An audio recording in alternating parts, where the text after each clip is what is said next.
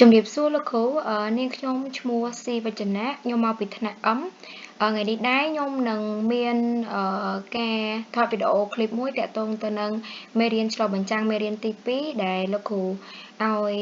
ធ្វើជា flip classroom អញ្ចឹងមេរៀនទី2នេះគឺការវាយតម្លៃក្នុងថ្នាក់រៀននិងតួនាទីការវាយតម្លៃក្នុងការបង្រៀននិងរៀនអញ្ចឹងមុននឹងយើងស្គាល់អ្វីទៅជាការវាយតម្លៃក្នុងថ្នាក់រៀននិងតួនាទីនៃការវាយតម្លៃក្នុងថ្នាក់រៀនដំបូងខ្ញុំចង់ឲ្យយើងទាំងអស់គ្នាស្គាល់តាក់ទងថាអ្វីទៅជាការវាយតម្លៃនៅក្នុងថ្នាក់រៀនអញ្ចឹងការវាយតម្លៃក្នុងថ្នាក់រៀនឬក៏រង្វេយតម្លៃ assessment គឺជាដំណើរការប្រមូលទៅលើការសិក្សារៀនសូត្រឬបង្រៀនតាមរយៈការធ្វើតេស្តសម្ភាសន៍សង្កេតដើម្បីសម្រេចចិត្តតាមមធ្យោបាយផ្សេងៗអញ្ចឹងមានន័យថាវាគឺជាដំណើរការដែលយើងប្រមូលទិន្នន័យប្រមូលទៅលើការសិក្សារៀនសូត្ររបស់សិស្សនៅក្នុងថ្នាក់រៀនមួយហ្នឹងថាពួកគាត់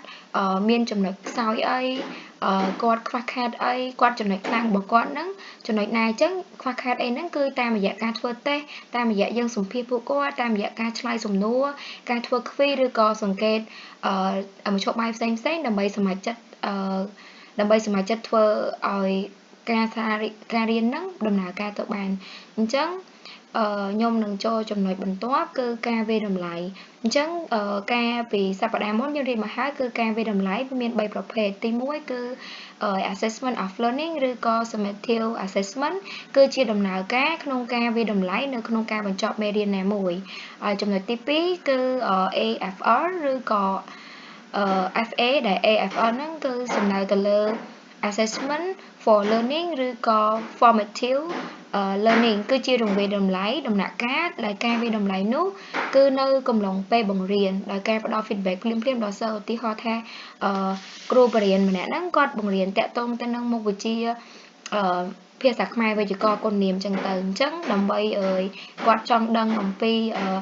គាត់ចង់រង្វេយតម្លៃថាក្នុងថ្នាក់រៀនហ្នឹងសិស្សទាំងអស់គ្នាហ្នឹងបានយល់ទាំងអស់គ្នាអត់អញ្ចឹងគាត់ក៏សួរជាសំណួរជា quiz ឬក៏ជា question នៅក្នុងថ្នាក់រៀនហ្នឹងភ្លាមៗតែម្ដងនៅក្នុងការចោទសួរសិស្សនឹងអញ្ចឹងឧទាហរណ៍ថាគាត់សួរតើកូនទាំងអស់គ្នាអាចរកឧទាហរណ៍តាក់ទងទៅនឹងពាក្យដែលជាគុណនាមឲ្យអ្នកគ្រូបានអត់អញ្ចឹងសិស្សខ្លះឆ្លើយបានសិស្សខ្លះឆ្លើយមិនបានសិស្សខ្លះឆ្លើយថាអូមានពាក្យឧស្សាហ៍មានពាក្យខ្ជិលអីចឹងទៅដែលជាគុណនាមបញ្ជាក់លក្ខណៈឲ្យនាមហើយក៏មានសិស្សខ្លះគាត់យល់ចិត្តមេរៀនហ្នឹងខុសពីសិស្សផ្សេងៗអញ្ចឹងគាត់ច្រឡំថាប្រើពាក្យនាមអីចឹងទៅអញ្ចឹងនៅពេលដែលសិស្សខុសភ្លាមៗហ្នឹងគឺគ្រូអាចកែភ្លាមៗបានចំណុចទី3គឺតាក់ទងទៅនឹង assessment as learning ឬក៏ self assessment គឺជារង្វេយតម្លៃឬការឆ្លុះបញ្ចាំងពីការរៀនពេញមួយថ្ងៃរបស់អ្នកសិក្សាឬក៏ learner អញ្ចឹងកុំឲ្យខាតពេលយូរខ្ញុំនឹងចូលតាក់ទងទៅនឹងក្នុងចំណុចមេរៀនទី2របស់យើងតែម្ដងនោះគ្រាន់ការរំលឹកមេរៀនចាស់ទេអញ្ចឹងក្នុងមេរៀននេះគឺមានធាតុផ្សំនៃការវាយតម្លៃនៅក្នុងថ្នាក់រៀនអញ្ចឹងធាតុផ្សំនៅក្នុងការរង្វេយតម្លៃនៅក្នុងថ្នាក់រៀនហ្នឹងគឺមានចំនួន4ចំណុចទី1គឺវត្ថុបំណង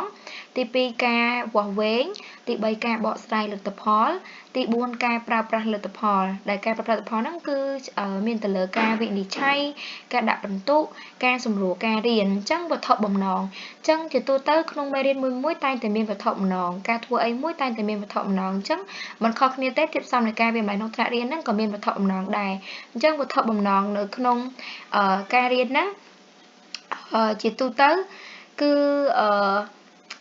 គេធ្វើគឺដើម្បីវាយតម្លៃតម្រូវការសិក្សារបស់សិស្សហើយទី2គឺដើម្បីវាស់ស្ទង់ដំណើរការសិក្សារបស់សិស្សនៅក្នុងវគ្គសិក្សាណាមួយហើយចុងក្រោយគឺដើម្បីវាស់ស្ទង់ការទទួលបាននៅជំនាញក្រោយពីការសិក្សារបស់សិស្សនឹងទី2គឺការវាស់វែងការវាស់វែងហ្នឹងគឺជាការធ្វើ assessment នឹងឯងគឺជាការធ្វើតេស្តតាមរយៈការប្រឡងប្រចាំខែប្រឡងឆមាសឬក៏ប្រឡងប្រចាំឆ្នាំនឹងឯងទី3គឺការបកស្រាយលទ្ធផលអញ្ចឹងចំពោះការបកស្រាយលទ្ធផលវិញគឺយើងបកស្រាយទៅលើ ពេលដែលប្រឡងហើយមិនមានលទ្ធផលក្នុងការប្រឡងអញ្ចឹងយើងនៅពេលដែលលទ្ធផលការប្រឡងសិស្សចប់បានប្រមាណភាគរយអីចឹងអញ្ចឹងគេនឹងចុងក្រោយគឺការប្រើប្រាស់លទ្ធផលគឺគេយកលទ្ធផលដែលបានពីការបកស្រាយនេះមកវិនិច្ឆ័យដាក់បន្ទុកនិងសម្រួលដល់ការរៀនរបស់យើងអញ្ចឹងការធាតុផ្សំនៃការវាតម្លៃអប់ក្នុងថ្នាក់រៀនហ្នឹងគឺវាជួយសម្រួលទៅដល់ការបង្រៀននិងរៀនអញ្ចឹងនេះគឺជាតួនាទីឬចូលចំណុចទី2គឺតួនាទីឬសារៈសំខាន់នៃការវាតម្លៃនៅក្នុងការបង្រៀននិងរៀនអញ្ចឹងតួនាទីនៅក្នុងការវាតម្លៃក្នុងការបង្រៀននិងរៀនហ្នឹងទី1គឺវាផ្ដល់ព័ត៌មានដល់ការបង្រៀននិងកំណត់គម្លាតនៃការរៀនសូត្រមានន័យថាវាជួយសម្រួលទាន់ពេលវេលាគ្រូអាចផ្លាស់ប្ដូរវិធីសាស្ត្របង្រៀនភ្លាមដើម្បីធានាថាសិស្សទាំងអស់ទទួលបានការគាំទ្រឬរៀបចំរៀនចំគោលដៅមានន័យថានៅពេលដែលយើងមានការវាតម្លៃក្នុងការបង្រៀននិងរៀនណាគឺធ្វើឲ្យមិនថាសិស្សឬគ្រូទេគឺគ្រូទទួលបានព័ត៌មានភ្លាមដល់ការបង្រៀនរបស់គាត់ហើយគាត់អាចកំណត់គម្លាតនៃការរៀនសូត្របានវាធ្វើហៅថាសិស្សគាត់មានអាចថាក្នុងថ្នាក់រៀនมันអាចមានសិស្សខ្លាំងទាំងអស់បានវាមានចម្រុះមានសិស្សដែលមានកម្រិតខ្សោយកម្រិតមធ្យមនិងកម្រិតដែលពូកែអញ្ចឹងទៅអញ្ចឹងគ្រូអាចដូរវិធីសាស្ត្រផ្សេងៗក្នុងការបង្រៀនហ្នឹងតាមរយៈឲ្យគាត់ធ្វើការងារជាក្រុមដែលក្រុមហ្នឹងគឺមានទាំងសិស្សខ្សោយសិស្សខ្លាំងនិងសិស្សមធ្យមហ្នឹងដើម្បីឲ្យគាត់ដើម្បីផ្ដោះផ្ដងនៅគំនិតមតិយោបល់គ្នាដើម្បីឲ្យការបង្រៀនហ្នឹងកាន់តែមានប្រសិទ្ធភាពហើយទី2គឺការលើកកម្ពស់សមត្ថភាពគឺមានភាពយុត្តិធម៌គឺលើកកម្ពស់ធ្វើយ៉ាងណាឲ្យនៅក្នុងថ្នាក់រៀនហ្នឹងគឺមានភាពយុត្តិធម៌អញ្ចឹងការវាតម្លៃថ្នាក់រៀនហ្នឹងគឺវាជួយជំរុញឲ្យមានភាពយុត្តិធម៌ផងដែរគឺភាពសមត្ថភាពឬក៏ integrityទី3គឺកំណត់គោលដៅច្បាស់លាស់នៅក្នុងការវាស់ស្ទង់មានន័យថាគ្រូអាចកំណត់គោលដៅច្បាស់លាស់ក្នុងការវាស់ស្ទង់សមត្ថភាពរបស់សិស្សនៅក្នុងការសិក្សាបានអញ្ចឹងណាហើយចំណុចបន្ទាប់គឺសរុបមកវិញគឺការរៀបចំការវាតម្លៃថ្នាក់រៀនប្រកបដោយប្រសិទ្ធភាពគឺវាមានសារៈសំខាន់ហ្នឹងគឺសម្រាប់តម្រូវការបង្រៀនឲ្យស៊ីទៅនឹងស្តង់ដារកម្មវិធីសិក្សាមានន័យថាវាមានប្រសិទ្ធភាពសំខាន់សម្រាប់តម្រូវការបង្រៀនឲ្យស៊ីទៅនឹងស្តង់ដារកម្មវិធីសិក្សាហ្នឹងមានន័យថានៅពេលដែលការរៀបចំការវាតម្លៃថ្នាក់រៀនរបស់យើងនេះប្រកបដោយប្រសិទ្ធភាពនោះវានឹងជួយទៅដល់សម្រួលតម្រូវការបង្រៀនហ្នឹងរបស់យើងហ្នឹងឲ្យស៊ីទៅនឹងស្តង់ដារកម្មវិធីសិក្សាអញ្ចឹងជាទូទៅនៅក្នុងមេរៀនមួយគេមានកម្មវិធីសិក្សាផ្សេងហើយរបស់ក្រសួងអញ្ចឹងទៅអញ្ចឹងនៅពេលដែលវាតម្លៃថ្នាក់រៀនមានប្រសិទ្ធភាពវាជួយឲ្យអាស្តង់ដារកម្មវិធីសិក្សារបស់យើងហ្នឹងយើងបង្រៀនរបស់យើងក្នុងថ្នាក់រៀនហ្នឹងគឺត្រូវនឹងស្តង់ដាររបស់កម្មវិធីសិក្សានិងគោលបំណងនៃការរៀននិងគោលបំណងនៃការរៀនសូត្រពិសេសវាក៏អាចលើកទឹកចិត្តនិងជំរុញដល់មាតាបិតាសិស្សឲ្យមានការរៀនបន្ថែមនៅផ្ទះផងដែរមានន័យថាពេលដែលយើងវាតម្លៃការសិក្សាសិស្សហេតុអីបានការវាតម្លៃឬក៏រង្វាតម្លៃសិក្សានៅក្នុងថ្នាក់រៀនឬបង្រៀនហ្នឹងវាជួយលើកទឹកចិត្តជំរុញដល់មាតាបិតាសិស្សគឺមានន័យថា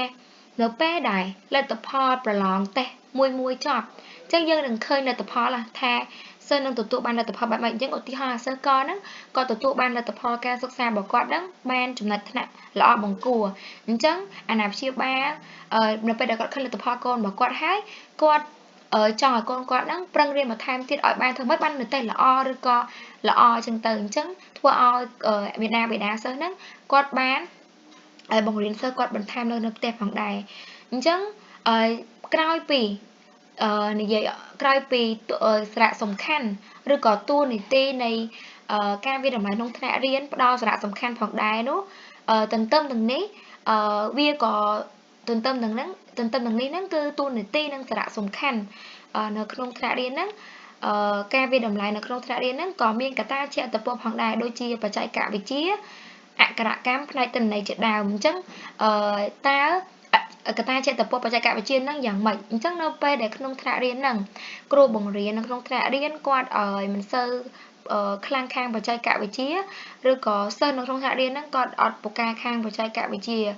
ឬក៏មួយវិញទៀតគាត់អញ្ចឹងការសិក្សាស្រាវជ្រាវរបស់គាត់ហ្នឹង មានថានៅពេលដែលគ្រូបរិញ្ញានឹងគាត់ការបច្ចេកវិទ្យារបស់គាត់នឹងខ្សោយអញ្ចឹងការសិក្សាស្រាវជ្រាវរបស់គាត់នឹងក៏នៅមានកម្រិតអញ្ចឹងការផ្ទេរចំណេះដឹងរបស់គាត់ដល់សិស្សនៅក្នុងថ្នាក់រៀនក៏ខ្សោយតាមនឹងដែរអញ្ចឹងនឹងវាតម្លៃក្នុងថ្នាក់រៀន